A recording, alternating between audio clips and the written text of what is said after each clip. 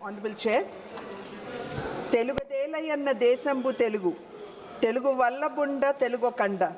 Ellandrupula Nerga Basadi, Desa Bashalandu Telugu Lessa. With deep respect and regard to my own mother language, sir.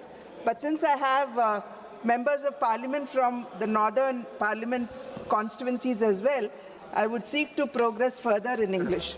Sir, today I rise with great humility and responsibility, sir, not merely as a member of this august house, but also as the proud daughter of the state of Andhra Pradesh, echoing the voices of 5 crore people, including the farmers and women of my state.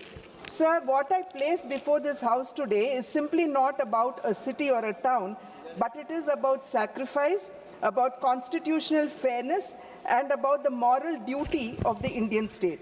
So when AP was bifurcated, or Andhra Pradesh was bifurcated in 2014, sir, leaving Hyderabad, the joint capital of the newly formed state of Telangana as well as the residual state of Andhra Pradesh needed a new administrative center. Amaravati, sir, keeping in mind its spiritual, its historical, as well as its religious significance in mind, was actually identified to be the capital of our state. Sir, Telangana began its journey with Hyderabad as the capital, sir, which was ready, functional, and globally recognized, but Andhra Pradesh did not have a capital, neither did it have a secretariat, an assembly, or administrative ecosystem. Sir, on the 8th of February 2014, sir, that should be considered a black day in the annals of Indian parliamentary history, because it was on that day, sir, that the doors were shut, the cameras were shut down, there was no healthy discussion, but yet a state was bifurcated on the floor of the house, sir. The people of Andhra Pradesh, the 5 crore people of Andhra Pradesh, they accepted the loss peacefully and constitutionally, keeping the nation's interest in mind. That quiet dignity, sir, laid the emotional foundation for our capital, Amaravati. There were 3 states, sir. I would like to remind the House that in the year 2000, when one of the greatest statesmen of our country, Shri Atal Bihari Vajpayee ji, was the Prime Minister of our country, 3 states were formed, sir: Jharkhand, Chhattisgarh, and Uttarakhand. And all of them, sir, they did get as their hereditary a capital, or for that matter, an area was identified to be the capital of the state. But Andhra was subjected to deep humiliation, and this was probably the first state in the entire history, sir, where a state was created with a residual state was left, sir, with no capital at all. Sir, there was absolutely no coercion, and just one call by the center, sir, it had seen 29,000 farmers come forward to contribute, or rather give up 34,000 acres of fertile land, sir, for construction of capital Amaravati. Therefore, Amaravati, sir, is not a mere transaction, but it is a social covenant. And today, probably that is why Amaravati will be remembered in history, sir, as India's first people capital, built not by coercion, but built by belief, sir. Sir, when the Honorable Prime Minister, Shri Narendra Modi ji, was in Andhra Pradesh and he laid the foundation stone for Amaravati in 2015, that was a moment of reassurance to a wounded state. Sir, it was an assurance from the nation directly to the state of Andhra Pradesh. In 1953, sir, the state of Andhra Pradesh was formed based on linguistic identity. Fighting discrimination against the Teluguites in the then Madras presidency, there was a demand for a creation of a special linguistic-based state, sir. And it was late Shri Potti Shri Ramal Garu's sacrifice, sir, which led to his death and had also led to the formation of the state. Sir, it should be remembered here today that sacrifice, it had laid the moral and emotional foundation of the state of Andhra Pradesh. However, sir, the bifurcation that had happened on 18th of February 2014, the bifurcation was not against any kind of injustice to the other part of the state, but was driven by sheer and pure political gains by the then Congress-led UPA government, sir. Unlike the earlier movement rooted in sacrifice and political aspiration, the bifurcation, sir, was carried out in a manner that raises serious constitutional, moral, as well as ethical concerns. Sir, between the years 2019 to 2024, Andhra Pradesh had seen a period of deep uncertainty regarding the capital, sir, which was the result of the absolute thoughtless and mindless decision of multi-capitals taken by the then YSRCP government. Sir, despite the then LOP in the state of Andhra Pradesh, on the floor of the assembly, accepting to the establishment of Amaravati as the capital, and despite him reiterating that if not 34,000 acres, 50,000 acres should be taken to create a futuristic, wonderful, beautiful capital for the state of Andhra Pradesh, it was he who changed his words, sir, and brought onto the scene the multi-capitals with the stated objectives of decentralized development. So my question here would be, would simply the establishment of a capital bring in the much needed development to a state?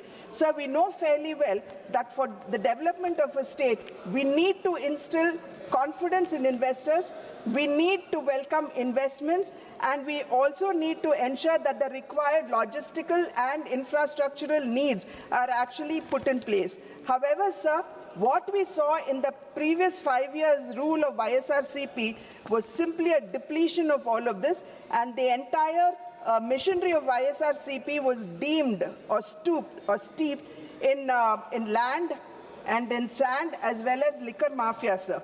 Sir, most painfully, those who had sacrificed the land were left with, sir, just another 5-6 minutes, sir. No, please. Sir, the farmers, sir, they agitated for over 1,600 days, sir. It included both men and women, and the humiliation that they were subjugated to has been mentioned by my colleagues, sir. Cases were filed against them under the SC Atrocity Act.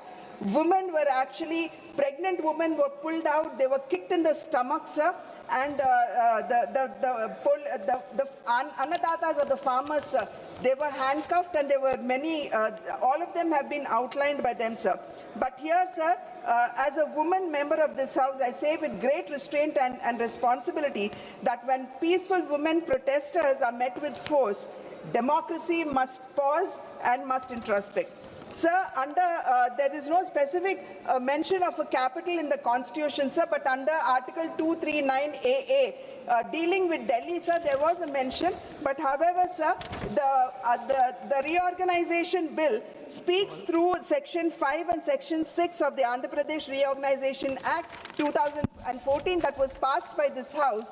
It speaks about the capital, sir. And therefore, sir, if there has to be any change in the capital, it will and must have to come back to the Parliament for its, just 2 minutes, sir. It must come back to the House for its ratification. So furthermore, the central government, sir, despite it not being part of it, the central government had provided its entire support to the capital, sir. It could be the 1,500 crores that it gave for the development of infrastructure in the CRDA. It could be the 20,000 crores for the outer ring road, the 29,000 crores for connecting Rayalaseema Anantapuram with Amaravati, sir. Polavaram being given the national project status, where the 7 mandals which were residually left behind in Telangana were again brought back to Andhra Pradesh. Otherwise, Polavaram dream would not have been realized. It could also be the support, sir. I was listening to Manikam Thakurji, and he was mentioning that there's no support being given to the capital Amaravati. So may I remind my honorable colleagues, sir, that through HUDCO, 11,400 crores have been given, and again, along with the World Bank, the center has also given 15,000 crores for the capital, sir. Special category status was never made part of the bill, even by the UPA government at that point of a time. But the present government, sir, the NDA government at the center, has been giving its full support, sir. Sir, in conclusion, since paucity of time, you've been reminding me that my time is over. Sir, Andhra Pradesh, sir, today is... is why we are here to seek statutory recognition for Amaravati, sir, is not political but on moral and constitutional grounds. Sir, statutory protection for Amaravati is really essential because no state would have to lose its capital for the second time. No farmer, being whether a man or woman, should fear no policy reversal. Investors need certainty and not shifting of capitals, and a reorganized state, sir, it deserves stability and experiment. Now, sir, please. in conclusion, sir, I would like to only say that Andhra Pradesh today is seeking no privilege, sir. It seeks certainty. It is not asking for politics, sir, but it is asking for justice. It is not asking for sympathy, sir, but it is asking for the faith of the farmers, be it men or women, to be honored in law and policy.